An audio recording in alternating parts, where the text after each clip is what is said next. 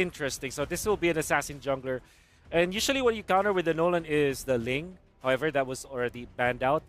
The Julian is still open for Falcons AP.Bren, which also is a hero that you can match up, 50-50 versus the Nolan. It's another skills matchup. And the Tigreal, this is an FCAP signature that they use against assassin junglers because they know that they can just invade constantly with that. I think this could also be a lot of value that Falcons AP.Bren get because it technically forces the Moskov on a Purify or a Flicker, depending on how you want to play it. But we've been talking a whole lot about the Moskov, Lafel. You know how the Moskov has been able to utilize that Inspire for the most part to win out in the lanes. Now with the Tigreal, I think that is crossed it.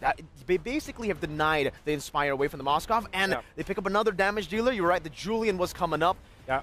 And what do we expect the Julian to do here? Yeah, it's going to be the jungler for sure. It's a skills matchup versus the Nolan, so it's going to be dominating the early game. XYG, I think it's better if they go sustain like Minotaur and Matilda. Minotaur banned. Minotaur's already banned, so that's a problem.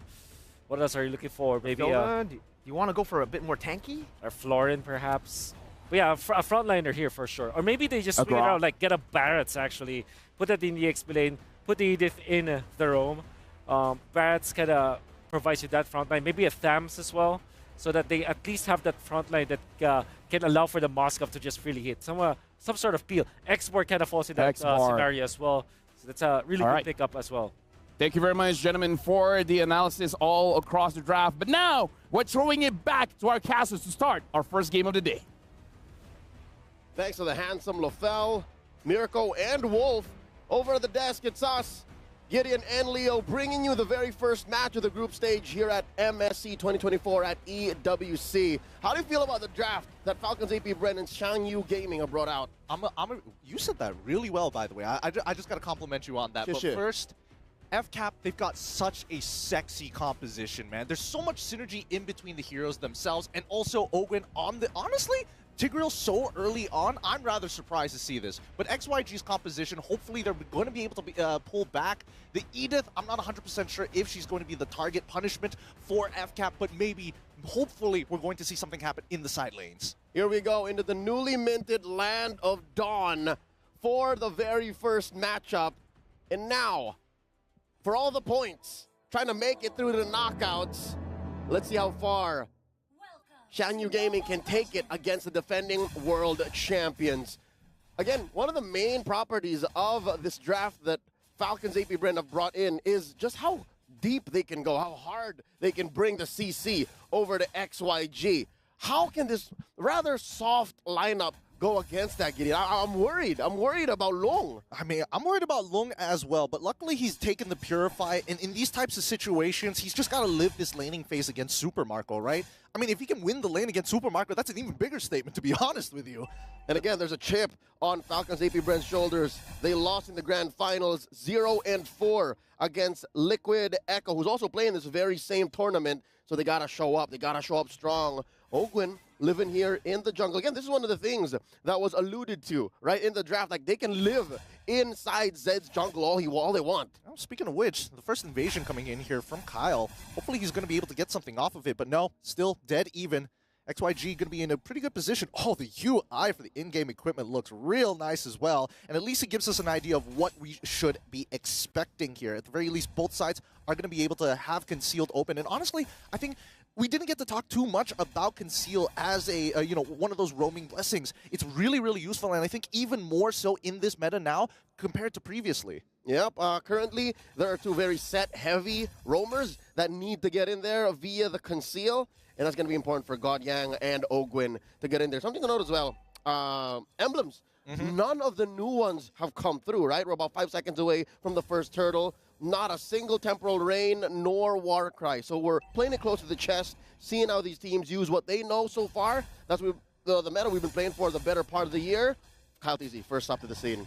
Yep. And surprisingly enough, right, you would expect the Julian to be able to actually want to play either Lethal Ignition, maybe if they really wanted to, Warcry as well, but Kyle opting to go for the Impure Rage. Now, Godyang, he's got to be really careful. He doesn't have a lot of escape mechanics, and it's better for him to actually hold on to that Flicker rather than, well, using it defensively. Calling Falcons AP.Bren from their local homegrown league, I can tell you now that they're having an easy time, Gideon. This is very rarely does Falcons AP.Bren get a clean go at a turtle. I'm not so sure if XYG is actually just opening up the map, making sure that Long gets his farm, but so far, Ogren barely needs to protect the buffs. Yeah, I mean, he's literally a walking sentry guard, right?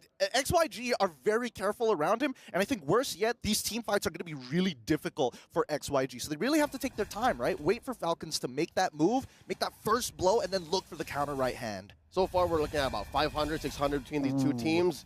Team fight waiting to break out in the river. Godyoung has been doing well. Again, he's checking on Kyle TZ, checking on Ogwen, but not exactly overextending. Are we waiting for him to make the first move, or is it going to be a counter initiation from XYG or Falcons AP.Bren finding them when the time is right? Because, again, you're looking at Kyle TZ also playing. Oh, coming in, implosion! It's a good implosion. Godyoung unable to get him out of there. That's going to be E1 dying over to Julian. Well done to Kyle TZ. Great initiation. Say his name and he appears. You wonder when the fight's going to break out. And that's the beautiful thing about it. Julian now down bottom. I mean, KLVJ should be okay for now. He still has his battle spell, but this could be a setup to dive, right? Now look at the pressure that Falcons AP.Bren are pushing in towards Nolan's purple buff. Oh, no. It's not looking good. Let's cut back over to that purple buff 3v3. Chains have already been used. Kyle, he's taking his time with this. First blood, more than enough to actually bring in the aggression up top. Oh, wait, the TP into the lane. Lung, does he know? Fuse already here. Finds the yin-yang reaction. That's another kill. And that goes over to Super Marco. And the rest of AP.Bren, they just pull away while this cross-map play happens. I understand what happened to the international marksman. You can see in his face how he did not see that coming. No need to protect your girlfriends. He is out and about, but he's not going to be able to get any kills or any farm with the way Falcons AP.Bren has been playing. You know what I saw there, Gideon? That was sensory overload. They were fighting in the purple, and little did they know, a second later, oh, we're going to get the Moskov. Yeah, I mean, these feints are dangerous, especially against the low Yi, but Kyle TZ, once again, securing the second turtle of the game. Very low kill count here, but you can just see that they are slowly finding these small bits of gold, a couple of camps here and there to put XYG behind. Clearly what I'm seeing happening is Falcons AP.Bren setting the pace. This is their game. They're currently about 2,000 ahead now, 5 minutes in. And I'm thinking maybe what XYG can do is treat KLVJ like a threat magnet. Like, they tried to get him, right? Falcons AP.Bren tried to get him. They have about 2 life bars at this point. I don't think he has any mortality just yet. And that should be the way to open up the rest of the map. Because, again, they're on Long. Yep, they're going to try. They're trying to defend this dive against Long.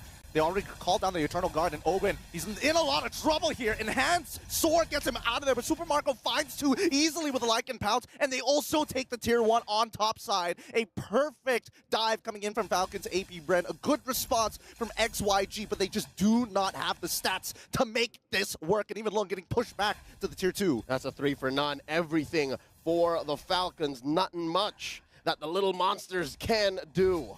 I mean, Kyle, he's really feeling himself here. He's looking to get an early Holy Crystal. Oh, once again, when the wave crashes, a kill ensues. Long dies over to the yin-yang reaction, and purple buff still secure by Zed. But at this point of time, Xianyou, they are slowing down. Falcons AP.Bren, they're picking up the pace. And now, again, the aforementioned solution for KLVJ to just hunker down. He's doing that and more. He's also clearing waves in mid because, again, it's hard for Yone to even try and hold it down because, again, the dive comp that Falcons AP.Bren have drafted here, it's just too much. Now, look, Ogo's going to try to push Kill in. Yep, KLVJ, he's got to give this up, right? There's no point trying to build up that heat on 3 different people and a 4th coming in for the interception. It's better to just give it up for now. This mid-game's not going well, but here comes the diversion into the mid lane just to get, wow, the tempo. I think that's what Falcons AP.Bren are trying to do. Zed gets pushed out, not getting anywhere close to this next 3rd turtle of the game. So, buffs, forget about it. Turtles, forget about it. Xianyou Gaming, now 7 minutes down the wire, looking at the 3rd turtle taken away, has to live in the late game. Like, that's the only option left. Yeah, I mean, it's going to be rough, and I think the Dementia is going to start kicking in pretty early on. Look at Super Marco. Currently 4-0. There's a reason why they call him bulletproof, now in mid. All right, once again. Oh, penalty zone onto 3 into the back line. Instantaneously, FlapTZ sets it up for Super Marco once again. Who else? Can they hit another enhanced chains, maybe into another penalty zone? Everybody can set up for their boy Super Marco. The Filipino cannon is blowing up right now. 0-0-1 does not tell the whole story. He had to push KLVJ out of that lane down bottom and tell Xianyou Gaming it's not free. You try to split the map up, it's not going to be for free. And now Xianyou's trapped in their own side of them. I don't even call it their own side of the map. I think they're renting from Falcons AP.Bren at this point. They really are. And I think that at this point, XYG, they need to start counting their odds. They got to roll the dice a little bit against Falcons AP.Bren, because if this keeps on going, that's going to be a 10K gold lead sooner rather than later. Tomato fried egg seems to be on the menu for the Falcons, and this time around, look at this. They're trapped in their own little corner for the orange. Good news is Zed got it. Bad news is it looks like Falcons is setting up for another big 2-for-none, 3-for-none, and then set up for the 30 seconds. Oh, here comes the implosion! Great implosion. Oh, straight away they peel him off and they find Ogwin. But now, at least with the peel, all with the help of KLVJ, they're able to get back on out of there. And this is what we were looking for from XYG. The counter right hand against Falcons AP.Bren with big ultimates. The first costly trade for Falcons now. Zed going hunting. Hey, he finds it, but can he finish that kill? Super Marco manages to get out Zed. He didn't want to commit 100%. All right, close call. But again, XYG is not in any shape or form to try and overextend. A win is a win, but you got to check yourself before you wreck yourself. Lord has spawned now in the upper quarter of the map. Bottom side, still relatively clean. At equilibrium, again, that's the best that XYG can ask for right now. Marco on top of the kill charts, and now we might start what they would call a dance here, but I don't know, the metagame has changed enough that nobody can dance anymore. And honestly, I think they don't exactly have the most amount of sustainability. Even like for FlapTZ, despite already completing that War Axe, probably can't hold on to this lore for very long. Yeah. You can see Kyle, he's getting chunked out. Yeah, BOS can't help you time travel, man. This ain't 2021, folks. The dance ain't here. Here comes the conceal. KLVJ first up. Ogwin looking for one. Kyle TC secures the rep tree. They'll take anything at this point. They got the Faraga armor, which is pretty good, but I think Falcons AP.Bren, they're fishing right now. They're fishing for XYG, looking for any sort of advantage, but on the opposite side of the map, we are seeing that Long will be able to crash down onto a tier 1. He's working. Again, he has a dream. Let's get out of the 10-minute mark and see where we end up from there. Lord marching up top, enhanced wave in tow. Oh, that's Zed caught out in the middle. He's got to go home, got to recall, and now the defense. Oh, look at this. I think all waves are going to crash in at the same time. Yep. They've synced it up really well. Just get rid of the mid one first, right? Get rid of that tier 2, and then we start focusing on everything else. Tier 2s are all going to start crashing down. I feel like Falcon and AP.Bren, they might be able to try and contest for one of these inhibitors, but as we saw previously, those ults, they're dangerous. Here we go. The yin-yang reaction onto Long, he's already chunked out. Firaga armor also gone as well, but with the Eternal Guard, they buy enough space to crack this open. Inhibitor, 50% HP, still alive. Next is the mid wave. Finally, they have to do the sync with top and bottom. Holy Shields already taken down. Top and mid, bottom left for Zed to go in. No, penalty zone. He finds 2. Long is trying to peel them away, knocks them back, and Godyang takes the damage. He doesn't mind. He has the Radiant armor, but Falcons AP.Bren smile as they walk away. A missing inhibitor on First Lord. You couldn't ask for more. FlapTZ is looks-maxing. He mewed right into 3, catches 2 with a DPZ, and I'm talking about that deadly penalty zone. And it was more deadly for turrets than it was for heroes. Again, Xianyou Gaming not out of it quite yet, but they're still crawling, man. 10K between these two teams right now. Yep, 10K, and even more so, they are... Oh, they're committing war crimes in their jungle, leaving just the small camps, not giving him a full buff as well. They're starving him. It's tough. As a Nolan, you guys know this. We are currently in the age of the Trinity jungler. Sustain, utility, and damage, as said by our panel. But again, when you're in this kind of situation and you're looking at a roster, a lineup that's as fed as Falcons AP.Bren, and it's going to be tough. Man, look, let's talk about this. An early Queen's Wings. As an EXP later, I'm looking at my boy here, and I'm like, you greedy Terizla Pretty player. Sigma. That's pretty Sigma right there. It's very Sigma. I'm not gonna lie. I mean, if he goes for the brute force breastplate, hey, you know that Falcons AP.Bren are confident to take this away. I mean, considering the engagements, right? It's giving hard dive.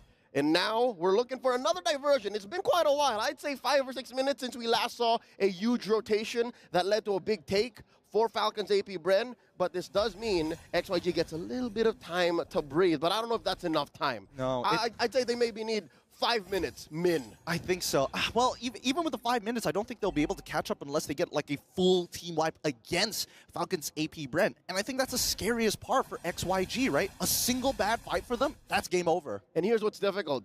Having seen, oh, here we go, throwing out the SOD, going home, right? not going to force it. All right.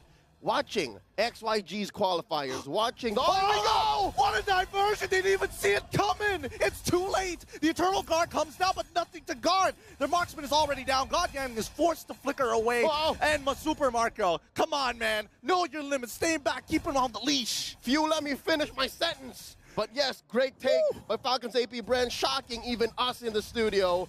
XYG's minimum, or average game time is 15 minutes. How do you even expect to go longer? Yup, and that's going to be KLVJ losing all the penalties on a follow it up. They don't want them to go back into the fountain. They're going to start farming them under it as they close out this game. GG, well played. That's 1 point for Falcons AP.Bren. They draw first blood in this 2-week-long competition in a best-of-2 against XYG. What an amazing showing by our defending world champions. Man, it's brutal. I mean, you can definitely tell that the composition from XYG, unfortunately, doesn't give them the aggression that we're looking for other than Nolan, right? We need more factors. It's tough. They spared no quarter against a developing team like XYG. Let's throw it over to our analysts as we check out the highlights.